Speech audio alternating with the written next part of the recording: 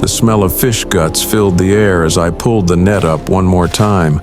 My arms burned, my back screamed, but the net was heavy with silver bodies, and heavy nets meant bronze coins, and bronze coins meant my family would eat through the winter. "Again!" Damon shouted from the other side of the boat. "The gods are blessing us today! Again!" The sun was dropping toward the water, painting everything orange and red. We had been fishing since dawn. 32 men on one ship, hauling nets until our hands bled. The deck was slippery with fish and seawater. The air buzzed with flies, but every net we pulled up was full. My name is Odysseus. I was a fisherman from a small village on the coast near Pylos. We were not warriors or traders or priests. We were just men who went out on the water and hoped to come back with food. That was enough. That was everything. "We should head back," old Philippos said. He was our captain, gray-haired and bent from 40 years at sea. "The sun is almost gone. The wind is changing." "One more net," Damon argued. He was young like me, hungry like me. "Look at the water. Look how the fish are jumping. We can fill the hold. We can make enough to last until spring." Other men joined in. "One more net. Just one more. The gods are giving us gifts today." Philippos looked at the sky. I saw worry in his old eyes, but he looked at the fish covering the deck, and the worry faded. Greed is a sickness that spreads faster than plague. "One more," he said, "then we go home." We cast the nets as the sun touched the water. The sky was turning purple. In the distance, I could see clouds building on the horizon, black clouds moving fast. "Philippos," I called out, "storm coming." He saw it. We all saw it. But the nets were already in the water, and you do not abandon good nets. We waited. The wind picked up. The boat started to rock. The clouds came closer, eating the last light of day. "Pull them up!" Philippos shouted. "Pull them up now!" We grabbed the ropes and hauled. The nets felt like they were caught on something. We pulled harder. The wind was howling now. Rain started to fall, cold and hard. The waves grew taller. "Cut them loose!" Philippos screamed over the wind. "Cut the nets!" But before anyone could reach for a knife, the nets came free all at once. They broke the surface heavy and dripping, but they were not full of fish. They were full of something else, something that looked like seaweed but moved like snakes, something that smelled like rotting flowers and deep ocean. Damon touched it. "What is this?" The thing in the net moved. It wrapped around his wrist. He screamed and tried to pull away, but it held him. More of it came over the side of the boat, thick ropes of it, black and glistening and alive. Then the real storm hit. The wind came like a fist. The waves rose up like walls. Water crashed over the deck, sweeping men off their feet. I grabbed onto the mast and held on. Lightning split the sky. Thunder shook my bones. I saw Damon go over the side, still screaming, that black thing wrapped around him. I saw Philippos get crushed when the mast broke and fell. I saw the ship start to crack apart like old wood. The last thing I remember is the water closing over my head, the terrible cold, the darkness, the pressure crushing my chest. I tried to swim but did not know which way was up. My lungs burned. My vision went gray. I should have died there with the others, but I woke up instead, sand against my face. That was the first thing I felt. Soft, white sand, warm from the sun. I opened my eyes slowly. Everything hurt. My chest felt like someone had beaten me with a club. My throat was raw, but I was breathing. I lifted my head and looked around. I was on a beach, but not like any beach I had ever seen. The sand was pure white, not gray like the beaches near my village. The water was blue, not the dark blue of the deep sea, but a bright clear blue like colored glass. And beyond the beach, rising up like a green wall, was forest. Not normal forest. This was jungle. Trees taller than any temple with trunks as thick as houses. Vines hanging down like ropes. Leaves bigger than a man's chest. Flowers in colors I had no names for. Purple and orange and red so bright it hurt to look at. The air smelled sweet and thick, like honey and rot mixed together. I stood up slowly. My clothes were torn and stiff with salt. I had lost my sandals. Everything I owned was gone. My knife, my water skin, the small bronze coin I kept tied around my neck for luck. "Damon!" I shouted. My voice was hoarse and small. "Philippos! Anyone!" No answer. Just the sound of waves and birds. Strange birds with calls I had never heard before. I walked along the beach, searching. I found pieces of the ship. Broken planks, torn sail, a clay jar that had held wine, an oar with the handle snapped off. But no men, no bodies, nothing. The sun was hot overhead. I had no water. My lips were cracked and my tongue felt swollen. I knew I would die here if I did not find fresh water soon. I looked at the jungle. Every instinct told me to stay on the beach, to wait for rescue. But no one was coming. Our ship was gone. Everyone I knew was dead. If I was going to survive, I had to move. I walked into the green darkness. The jungle was like walking through a hot, wet mouth. The air was so thick I could barely breathe. Sweat poured down my face. The ground was soft and covered in rotting leaves. Things moved in the branches above, shapes I could not quite see, making sounds that raised the hair on my neck. I walked for hours, maybe longer. Time felt strange here. The light filtering through the leaves was green and shifting. I could hear water somewhere ahead, a rushing sound that pulled me forward. The trees opened up suddenly. One moment I was pushing through vines, and the next I was standing at the edge of a stream, clear water running over smooth stones. I dropped to my knees and drank until my stomach hurt. When I looked up, I saw fruit hanging from a nearby tree, round and yellow, the size of my fist. I picked one and bit into it. The taste exploded in my mouth, sweet and sharp at the same time, juice running down my chin. I ate 3 more. For the first time since the storm, I felt like I might live. I followed the stream deeper into the island. It led me up a slope, through more jungle, past rocks covered in moss and flowers. The sound of water got louder.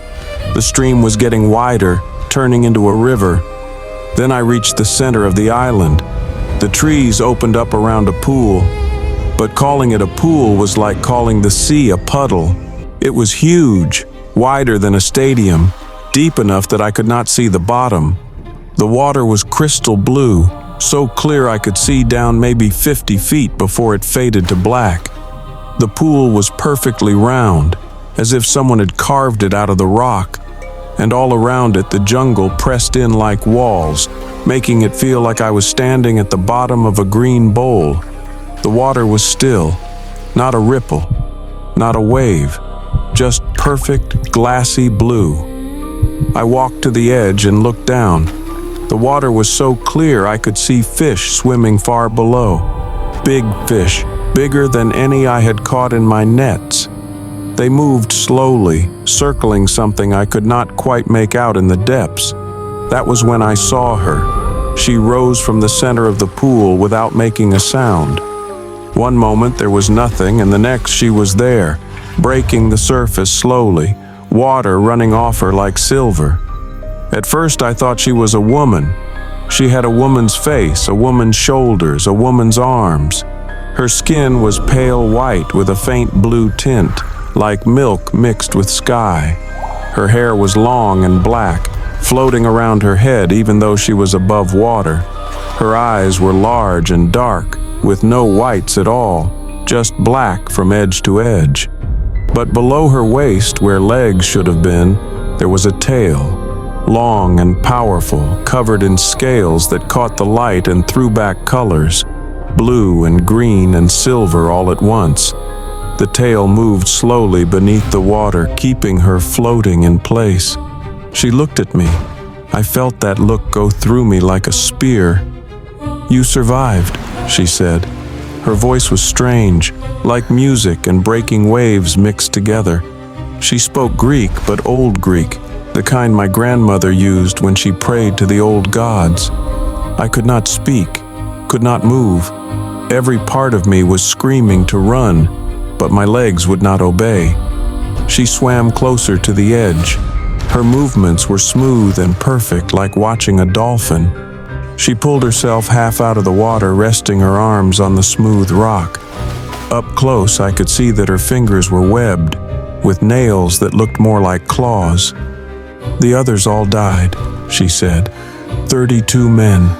I counted them as they sank. Their greed called the storm.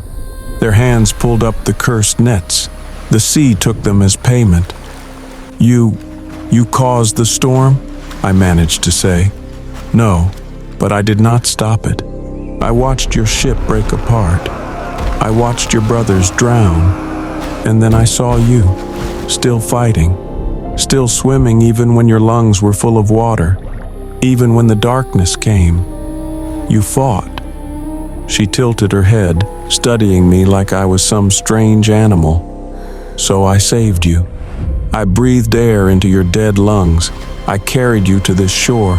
I wanted to see what you would do, if you would lie down and die, or if you would stand up and walk. What are you?" She smiled.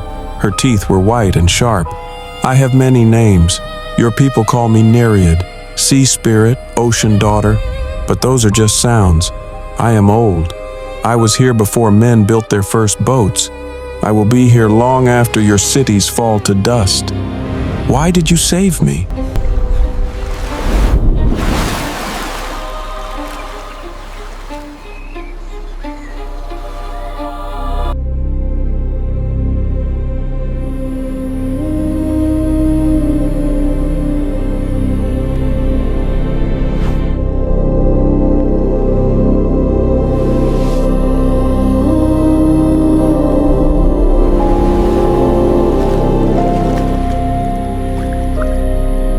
The smile faded. Something moved in those black eyes, something that looked almost like loneliness. "Because I am trapped here. This island, this pool. I cannot leave. The gods put me here 1,000 years ago for crimes I do not even remember anymore. And in all that time, no one has survived the crossing. No one has made it to this shore alive." She pulled herself farther out of the water. Her tail, thick as a tree trunk, coiled on the rock beside her. "You are the first in 300 years, the first to breathe, the first to walk, the first to find this pool. So I have a question for you, fisherman. What do you want?" "I want to go home." "There is no home. Your village will hear about the ship. They will mourn. They will mark you as dead. Your wife—" "I have no wife." "Your mother then, your father. They will weep and burn offerings and move on. You are already a ghost to them." The words hit me like fists, because I knew they were true. I knew no one was coming to look for me. I knew I was already forgotten.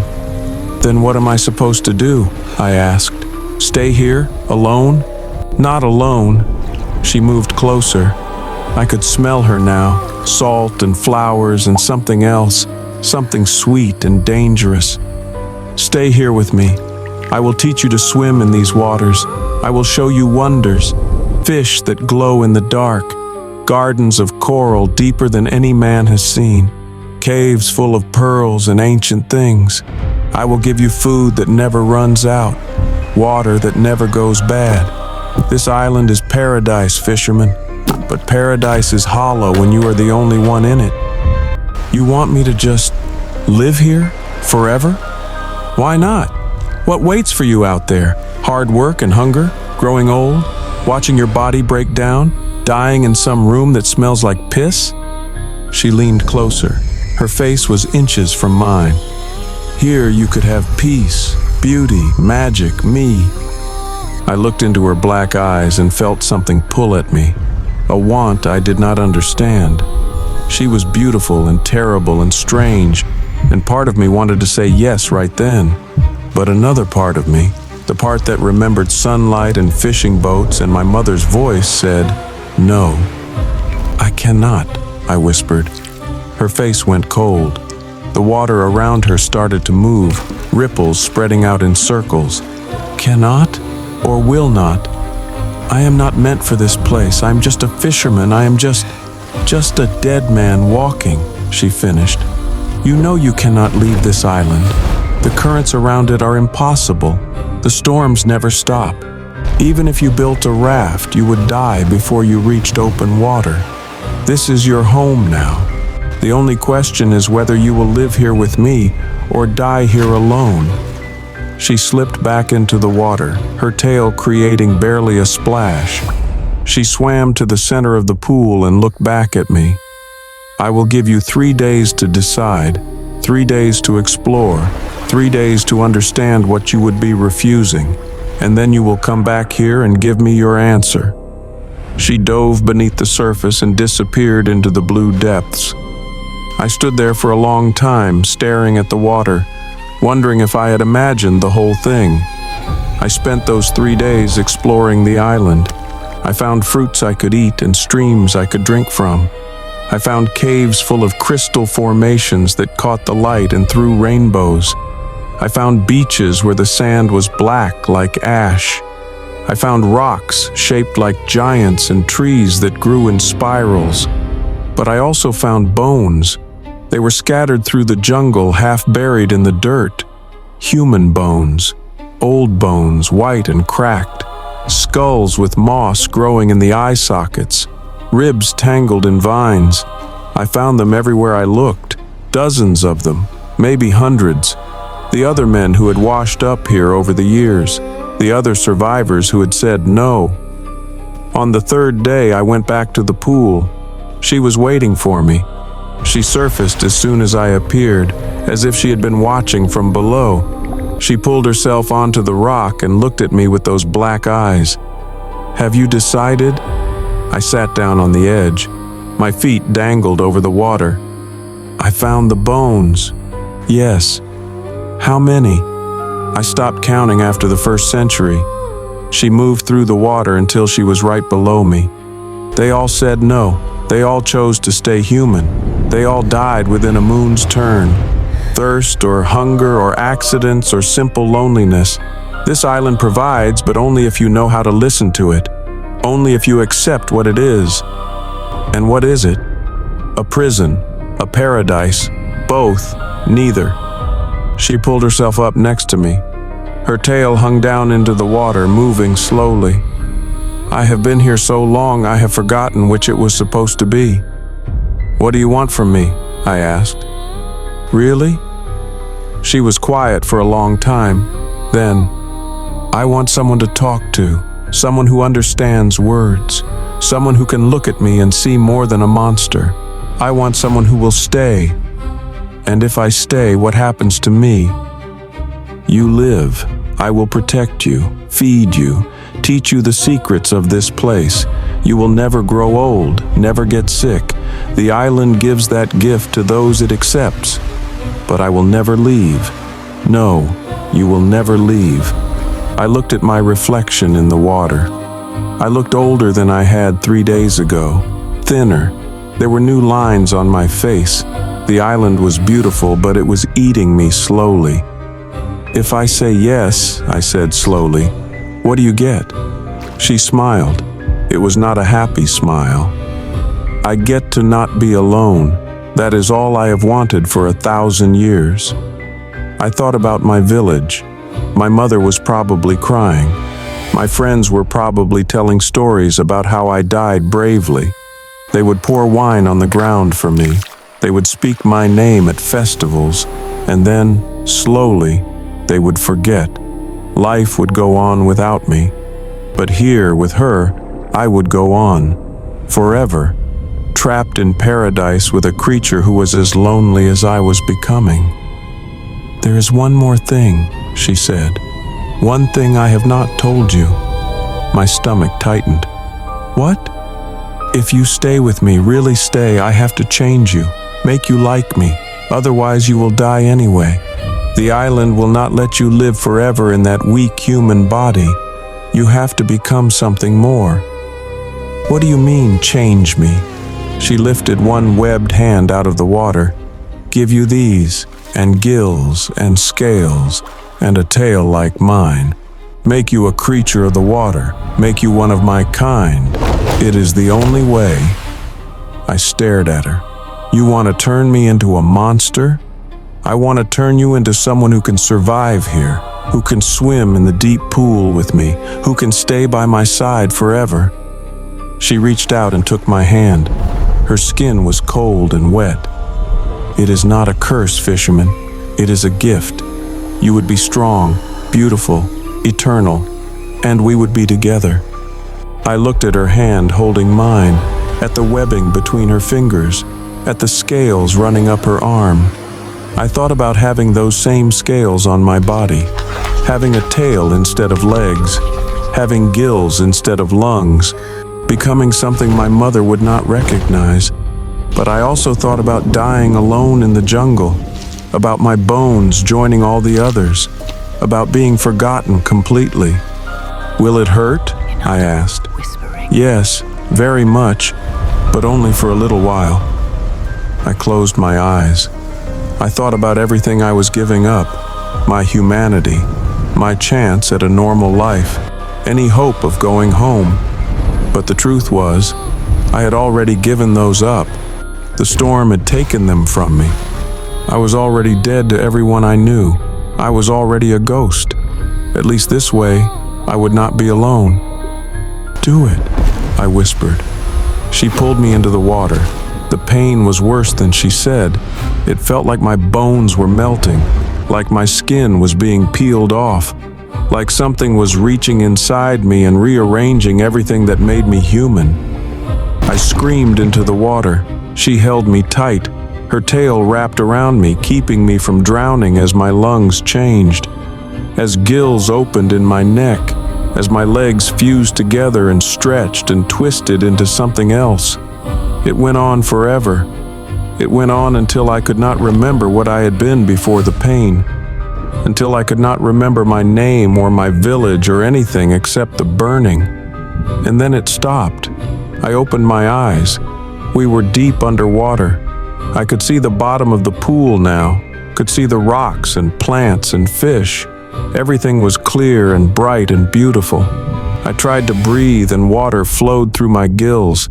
It felt natural, easy, like I had always been breathing this way. I looked down at my body, at the blue-green scales covering my chest and arms, at the powerful tail where my legs had been, at my hands now webbed and clawed. She swam in front of me. She was smiling. "You are beautiful," she said. I tried to speak, but the sound that came out was strange, wrong. She touched my face. "It will take time. You will learn. I will teach you everything." She took my hand and we swam together down into the depths, into the darkness. And I realized I could see in the dark now, could see the caves down here, the tunnels that led to other parts of the island, the ancient ruins on the bottom that no human eyes had ever seen. That was 6 months ago, or 6 years. I have lost count. Time moves differently when you live underwater, when you have forever. We swim together every day. She teaches me the language of the deep, the songs that call the fish, the places where the water is warmest. We sleep in a cave she carved out of the rock centuries ago. We eat together, we exist together. She is happy now. I can see it in her black eyes. She has what she wanted. She is not alone anymore. And I am not unhappy. The pain is gone. The hunger is gone. The fear of death is gone. I have everything I need. But sometimes when we swim near the surface, I look up through the water at the sky, at the clouds passing overhead, at the birds flying free,